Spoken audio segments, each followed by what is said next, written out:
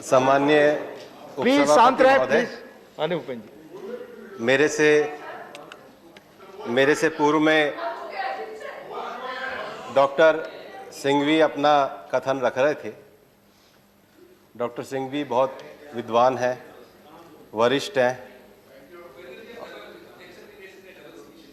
और उनका मैं सम्मान भी करता हूं, लेकिन कभी कभी हम बुद्धिमानी में सरल विषयों को भी कॉम्प्लिकेटेड करते हैं, बाद में किसी को समझ में कुछ नहीं आता।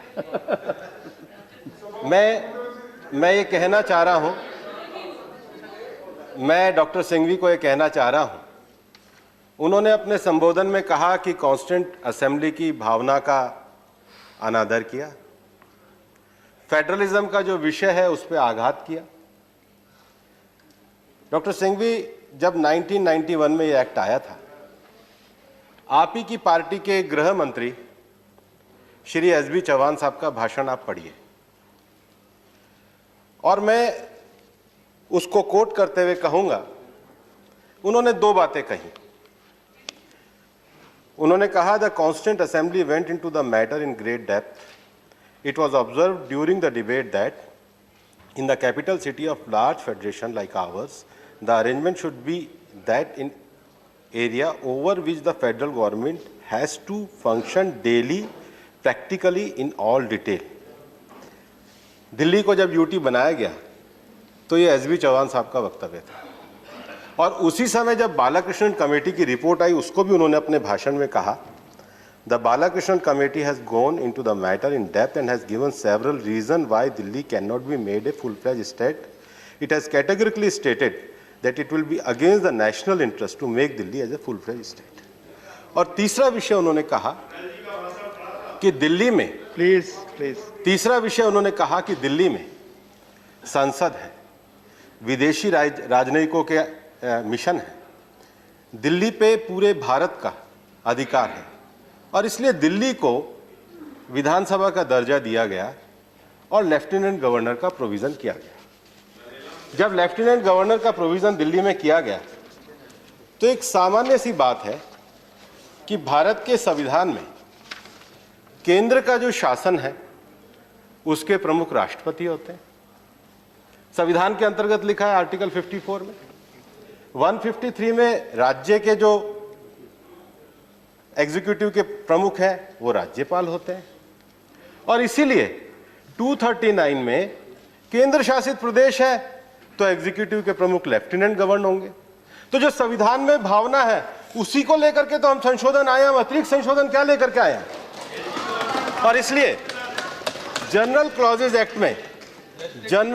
एक्ट में जो क्लियर डेफिनेशन दी गई है, ये जो एम्बिग्यूटी पैदा हुई है उसको दूर करने के लिए बिल लाया गया है। हमारे एक मित्र मेरे को कह रहे हैं, और वो ये कह रहे हैं कि इसमें लेफ्टिनेंट गवर्नर को थोप दिया गया है।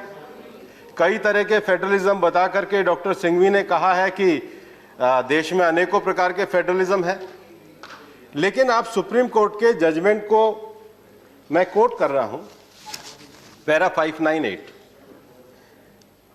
The scheme as delineated by 1991 act and the 1993 rule clearly indicate that the Lieutenant Governor has to be kept informed of all proposals, agendas of meeting and decisions taken.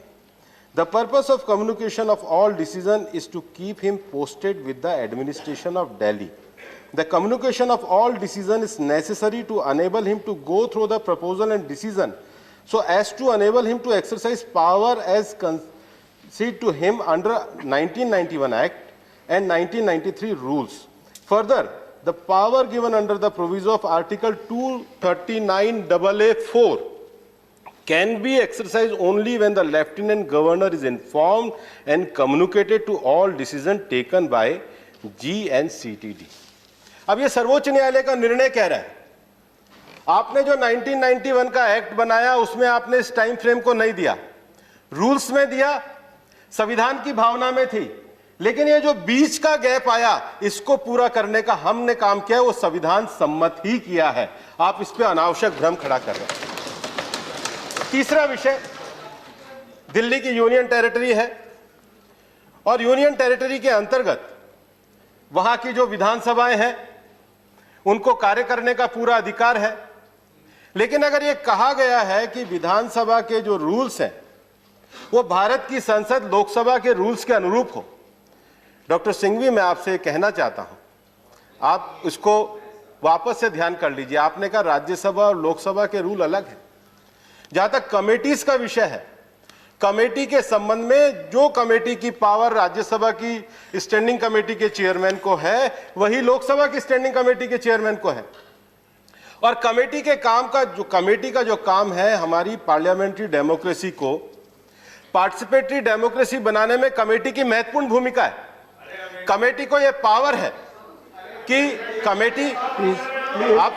Committee को यह power है कि committee annual report को देख सकती है, committee demand of grant को देख सकती है, कमेटी किसी लॉ के बारे में विचार कर सकती है, लेकिन कमेटी सरकार के डे टू डे एडमिनिस्ट्रेशन में इंटरफेरेंस नहीं कर सकती है। आपने दिल्ली विधानसभा की जिस कमेटी को कहा है, आप ये बताइए कि अगर मान लीजिए कोई क्रिमिनल इंसिडेंट होता है और कमेटी उसका इन्वेस्टिगेशन करने लग जाएगी तो फिर एग्जीक्यूटिव पुलिस का क्या होगा? अगर डे टू डे एडमिनिस्ट्रेशन अगर विधानसभाओं की कमेटी करने लग जाएगी तो आप ही बताइए, जो आप फेडरल स्ट्रक्चर की बैलेंसिंग बता रहे हैं, न्यायपालिका, विधायिका और कार्यपालिका, इनकी समरूपता कहां से होगी? इसलिए एकदम सही अमेंडमेंट लेकर के आए हैं कि कमेटी के जो रूल्स हैं वो लोकसभा के अनुसार होने चाहिए। और चौथे पे तो आपको कोई आपत्ति है ही नहीं। लेकिन मैं आपको यह कहना चाहूंगा कि दिल्ली की जो यूनियन टेरिटरी है उसका अपना एक यूनिक फीचर है, क्योंकि दिल्ली भारत की राजधानी है। और हम ये जानते हैं और हम इस बात को बहुत अच्छी तरह जानते हैं कि दिल्ली का किसी भी प्रकार के एडमिनिस्ट्रेशन और गवर्नेंस से केंद्रीय सरकार की भी जिम्मेदारी रहती है। लेकिन दिल्ली के लोगों को उनकी विधानसभा चाहिए थी और इसके लिए संघर्ष भी भारतीय जनता पार्टी और हमारे खुराना जी और हमारे साहिब सिंह वर्मा जी जैसे नेताओं ने किया। उसके कारण आज दिल्ली में विधानसभा आई है। ये भारतीय जनता पार्टी का एक लंबे समय से संघर्ष था। दिल्ली की मेट्रोपॉलिटन काउंसिल में भी हम आए थे क्योंकि हम चाहते थे कि दिल्ली में लोगों को विधानसभा का अधिकार मिले, और ये उसका परिणाम था कि दिल्ली में विधानसभा बनी। लेकिन दिल्ली में जो विधानसभा बनी है उस विधानसभा को पूरे अधिकार दिए गए हैं। और इसलिए जब ये पूरा विषय आया तो जो अमेंडमेंट आए हैं वो अमेंडमेंट सीमित है। पहला विषय एकदम बहुत स्पष्टता के साथ समझ लेना चाहिए कि government means executive government means lieutenant governor ही यूटी में होता है। आप दो तरह की बैलेंसिंग कैसे खड़े कर सकते हैं? आप दो तरह की बैलेंसिंग सिस्टम और दो क्षेत्रों के लिए अलग अलग सिस्टम कैसे कर सकते हैं? जब गोवा भी यूनियन टेरिटरी था, मिजोरम भी यूनियन टेरिटरी था, तो वहां भी लेफ्टिनेंट गवर्नर को सेम पावर थी।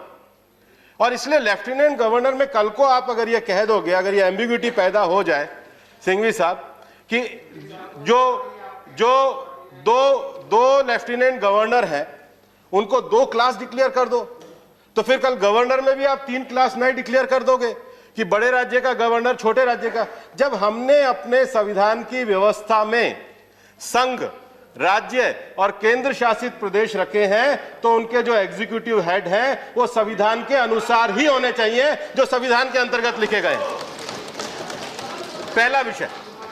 दूसरा विषय, दिल्ली में जब दिल्ली को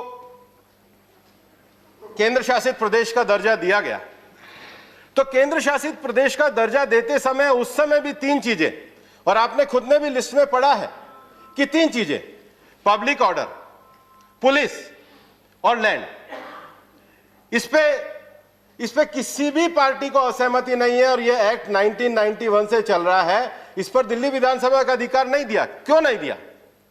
क्योंकि दिल्ली का जो यूनिक फीचर है, दिल्ली आज केवल भारत की राजधानी, दिल्ली भारत के फेडरल स्ट्रक्चर का एक प्रतीक है। दिल्ली का जो स्ट्रक्चर है, दिल्ली का जो विकास है, दिल्ली का जो डेवलपमेंट है, और इसलिए दिल्ली की सरकार निश्चित रूप से जनता की चुनी हुई सरकार है और जनता की चुनी हुई सरकार को बनाना, चलाना, शासन करना यह बहुत आवश्यक है। लेकिन जनता की सरकार का जो हेड लेफ्टिनेंट गवर्नर है, मुझे कोई यहां पर यह स्पष्ट रूप से बताए कि समस्या पैदा कहां से हुई। ये समस्या यहां से पैदा हुई कि कि आर्टिकल 239AA का सेक्शन 4 ये कहता है बोले कि सारे जो निर्णय हैं वो सारे निर्णय लेफ्टिनेंट गवर्नर के नाम पे लिए जाएंगे।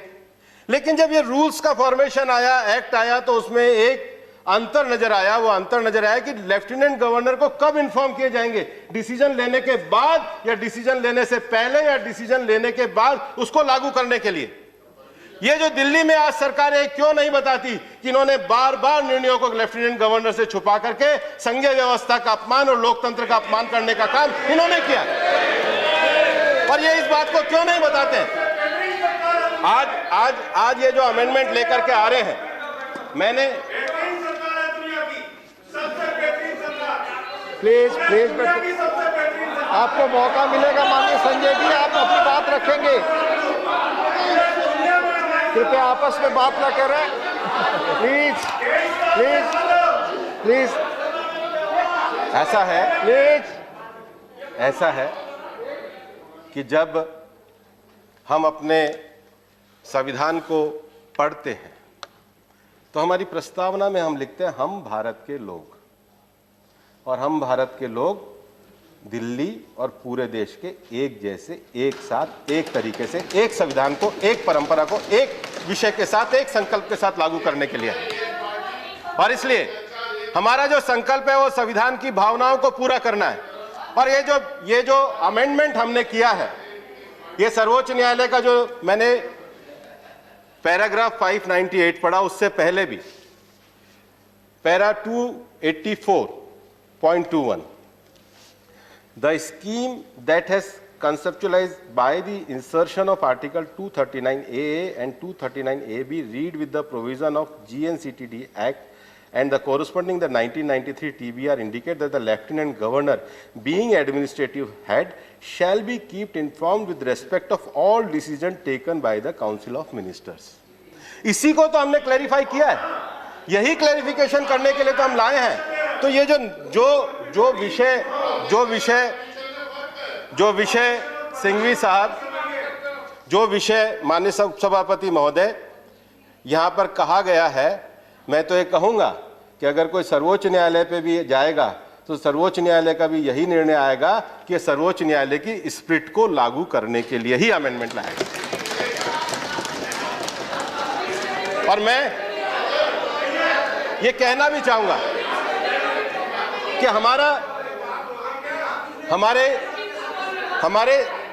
हमारे संघीय ढांचे में जिस संघीय ढांचे की बात अभी कही जा रही थी, इस देश में कोऑपरेटिव फेडरलिज्म को बढ़ाते हुए, इस देश में संघीय सहकार को बढ़ाते हुए, भारत संघ इस देश में कोऑपरेटिव फेडरलिज्म को बढ़ाते हुए जो दो विषय हैं, राज्यों और केंद्र के बीच में आपस में समन्वयकारी संबंध, और उसके साथ ही साथ केंद्र शासित प्रदेश के अंतर्गत जो राज्य हैं, वहां दो ऑब्जेक्ट पक्के रहते हैं, गुड गवर्नेंस और smooth functioning of the government function.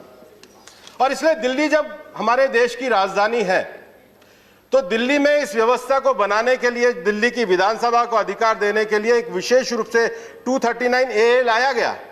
लेकिन वो जो 239AA लाया गया, उसका जो एग्जीक्यूटिव हेड है वो लेफ्टिनेंट गवर्नर ही है, और लेफ्टिनेंट गवर्नर निर्णयों को सही तरीके से सही समय पे ले सके, उसके लिए ये परिवर्तन लाया गया है, ताकि दिल्ली के लोगों के, नागरिकों के हित में निर्णय में किसी प्रकार की गलतफहमी ना हो।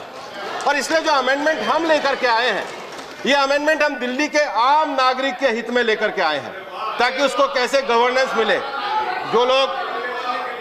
जो लोग आज दिल्ली में सरकार में बैठे हैं, ये पूरा देश जानता है कि दिल्ली में इनके सरकार में रहने के बाद वायु प्रदूषण कितना फैला, उसको पूरा करने का काम, दूर करने का काम हमारी सरकार ने किया। ये सब लोग जानते हैं कि कोविड के समय में वैश्विक महामारी में जब दिल्ली सरकार ने हाथ खड़े कर दिए थे, तो हमारे गृह मंत्री अमित शाह जी मैदान में उतरे और दिल्ली की कोविड की लड़ाई को हमने लड़ा। हम इस बात को जानते हैं कि राजनीतिक दल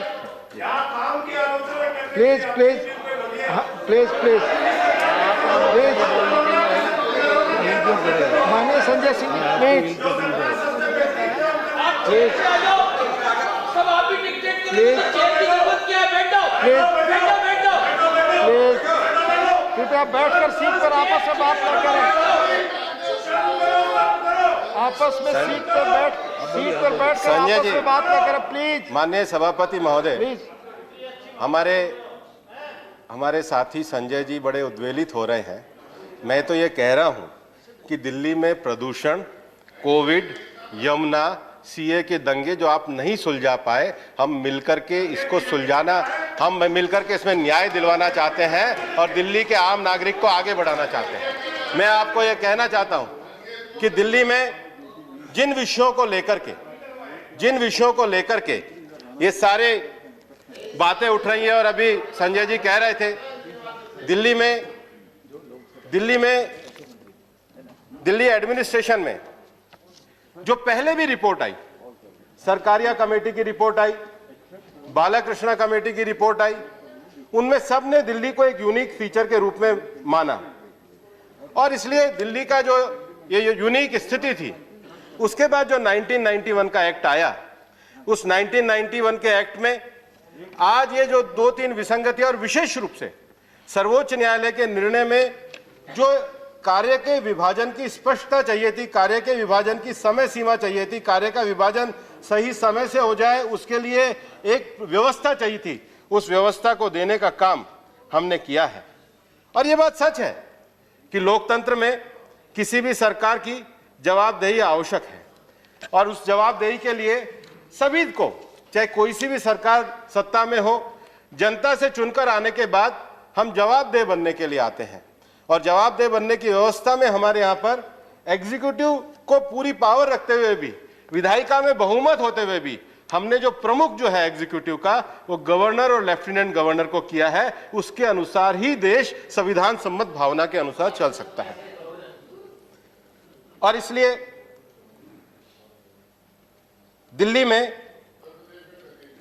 अब ये मेरा हमारे विपक्ष के लोगों से कहना है कि किसी भी बिल को, भावना को जो संविधान के हिसाब से आई है, उसको पूरा करने के लिए हमें राजनीतिकरण को बंद करना चाहिए और उसके साथ ही साथ ये जो बिल है, ये दिल्ली के प्रशासन को, दिल्ली के गवर्नेंस को आगे बढ़ाने के लिए एक सही दिशा में उठाया गया कदम है।